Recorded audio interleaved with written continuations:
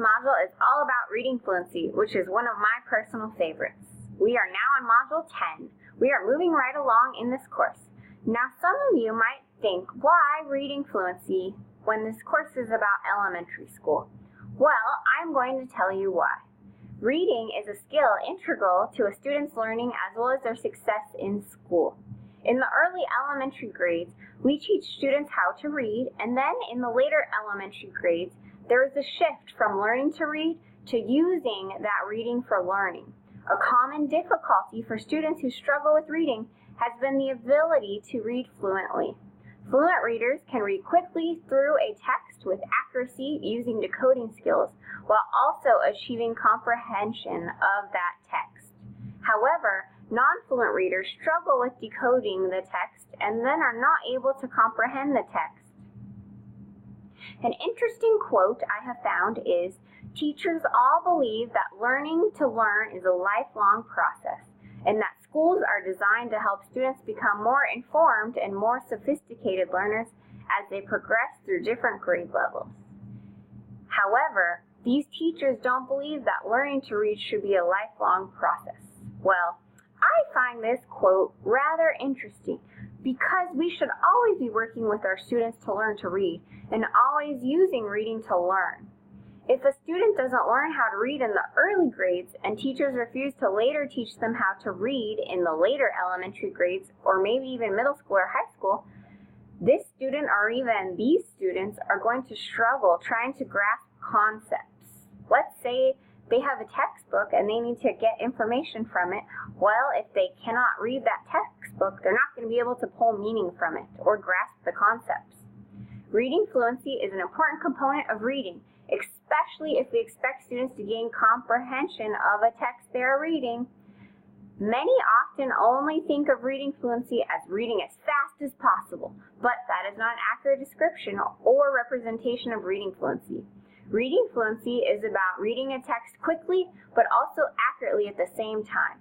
So there is a balance between speed and accuracy. What is the point of a student reading really, really fast if they are making a ton of errors and can't remember what they read? Well, there really isn't a point. Reading fluency also includes reading with prosody or proper expression. This means changing your voice while reading, such as pausing at a comma, raising pitch at yes-no questions, showing excitement at exclamation points. Reading fluency is a combination between accuracy, speed, and expression. Reading fluency is the bridge between decoding and comprehension. Students who spend their energy and effort on decoding words who are not able to read fluently and have difficulty achieving comprehension of the text are going to struggle in comprehension. That's why it is the bridge. Additionally, good readers alter the rate at which they read. Struggling readers with slow reading rates do not do this and are not aware that good readers do this automatically. Some of you that are good readers out there may not even realize that if you're reading something you've never seen before or that's more difficult, you're actually going to slow down the speed at which you read that with. If you're reading something you're used to reading, let's say you read the newspaper every day, you might read it a little more quickly because you're used to reading it and you're used to reading the information in it. This module, there are 2 chapter readings and 2 journal articles to read.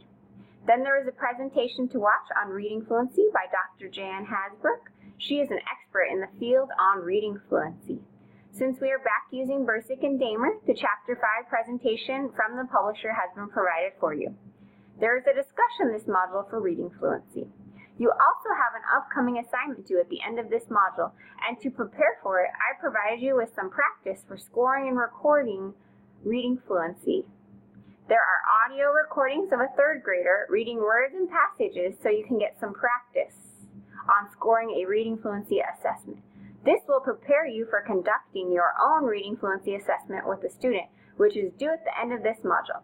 Now, I know some of you have expressed difficulty in finding students to test in the past, so for this module, there is an alternative assignment.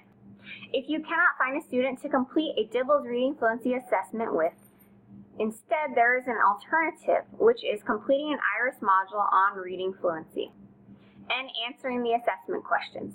Well, that's all for this module. Remember, If you have questions, please be sure to ask them. Oh, and don't forget to take your quiz before the module closes this time.